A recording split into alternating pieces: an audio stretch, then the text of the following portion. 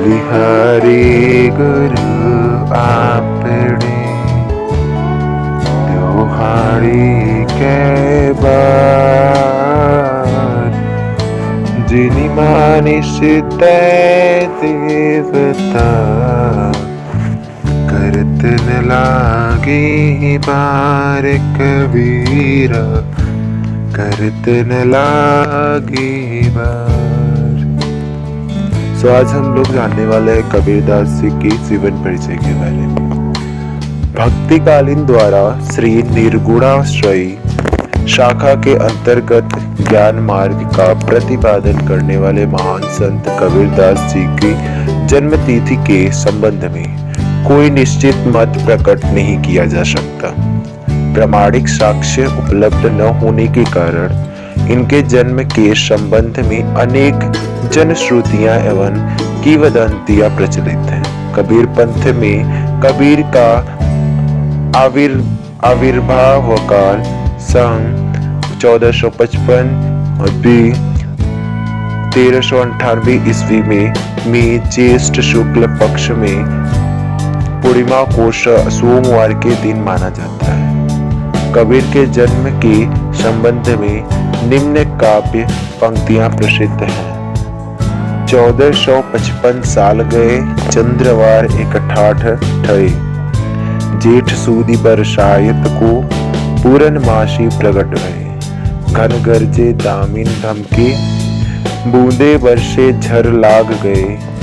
लहर तालाब में कमल खिली है, तम कबीर भानु प्रकाश भय।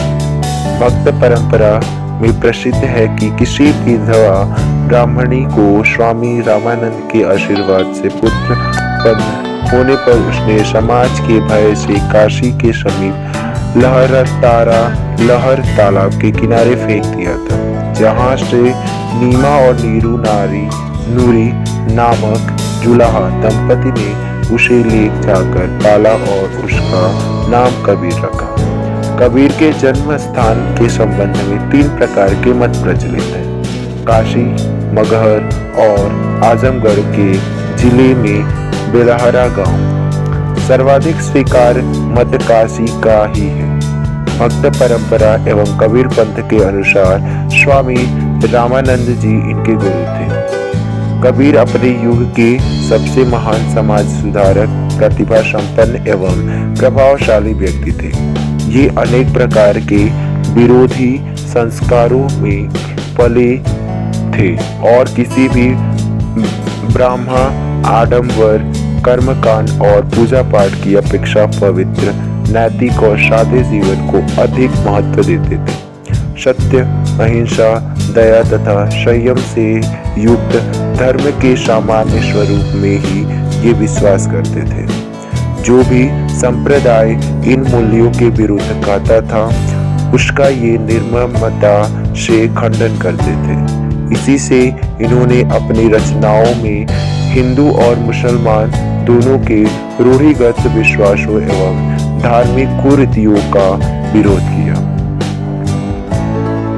कबीर की मृत्यु के संबंध में भी अनेक मत हैं। कबीर पंथ में कबीर का मृत्यु काल सन 1575 माघ शुक्ल पक्ष एकादशी बुधवार 1518 ईस्वी को माना गया है, जो कि तर्कसंगत प्रतीत होता है।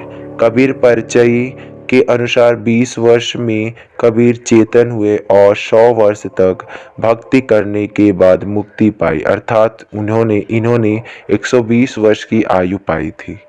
बालपनो धोखा में गयो, 20 वर्ष तय चेतन भयो। बरिस सौ लगी कीन्ही भगति, ता पीछे सो पायु मुक्ति। कबीर ने कभी अपनी रचनाओं को एक कवि की भांति लिखाने का प्रयत्न नहीं किया था। गाने वाले के मुख में पकड़कर उनका रूप भी एक सा नहीं रह गया। कबीर ने स्वयं कहा है, मसीका गद छुओ नहीं, कलम गध्यो नहीं हाथ। इससे स्पष्ट है कि उन्होंने भक्ति के आवेश में जिन पदों एवं साखियों को गाया, उन्हें इनके शिष्यों से ने संग्रहित कर लिया है। उसी संग्रह का नाम बीजक है। यह संग्रह 3 भागों में विभाजित है: साखी, शबद और रमैनी। अधिकांश साखियां दोहों में लिखी गई हैं, पर उनमें सोरठे का प्रयोग भी मिलता है। शबद गेय पद है और इनमें संगीतात्मक का भाव विद्यमान है। चौपाई एवं दोहा छंद में रचित रमैनी में कबीर के रहस्यवादी और दार्शनिक विचारों को प्रकट किया गया है। कबीर के काव्य में भावनात्मक रहस्यवाद की अभिव्यक्ति भी भली प्रकार हुई है।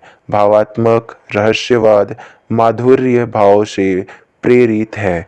इसके अंतर्गत कबीरगढ़ परमात्मा को पुरुष और आत्मा को नारी रूप में चित्रित करते हैं। कबीर भी राम की बहुरिया बन जाते हैं। कबीर को छंदों का ज्ञान नहीं था, पर छंदों की स्वच्छंदता ही कबीर काव्य की सुंदरता बन गई है। अलंकारों का चमत्कार दिखने की प्रवृत्ति कबीर में नहीं है, पर इनका स्वाभाविक प्रयोग हृदय को मुग्ध कर लेता है। इनकी कविता में अत्यंत सरल और स्वाभाविक भाव एवं विचार सौंदर्य के दर्शन होते हैं। कबीर की भाषा में पंजाबी, राजस्थानी, अवधी आदि अनेक प्रांतीय भाषाओं के शब्दों की खिचड़ी मिलती है। सहज भावाभिव्यक्ति के लिए ऐसी भी लोक भाषा की आवश्यकता भी थी। इसलिए उन्होंने साहित्य की अलंकृत भाषा को छोड़कर लोक भाषा को अपनाया। इनकी साखियों की भाषा अत्यंत सरल और प्रसाद गुण संपन्न है। कहीं कहीं सूक्तियों का चमत्कार भी दृष्टिगोचर होता है। हठ योग और रहस्यवाद की विचित्र अनुभूतियों का वर्णन करते समय कबीर की भाषा में लाक्षणिकता आ गई है। ऐसे स्थलों पर संकेतों और प्रतीकों के माध्यम से बात कही गई है। कुछ अद्भुत अनुभूतियों को कबीर ने विरोधाभास के माध्यम से उलटवासियों की चमत्कारपूर्ण शैली में व्यक्त किया है, जिससे कहीं कहीं दुर्बोधता आ गई है। संत कबीर एक उच्च कोटि के संत तो थे ही, हिंदी साहित्य में एक श्रेष्ठ एवं प्रतिभावान कवि के रूप में भी प्रतिष्ठित है। ये केवल राम जपने वाले जड़ साधक नहीं थे। सत्संगति से इन्हें जो बीज मिला उसे इन्होंने अपने पुरुषार्थ से वृक्ष का रूप दिया। डॉक्टर हजारी प्रसाद द्विवेदी ने कहा था, हिंद साहित्य के 1000 वर्षों में कबीर जैसा व्यक्तित्व लेकर कोई लेखक उत्पन्न नहीं हुआ है। महिमा में यह व्यक्तित्व केवल एक ही प्रतिद्वंदी जानता है,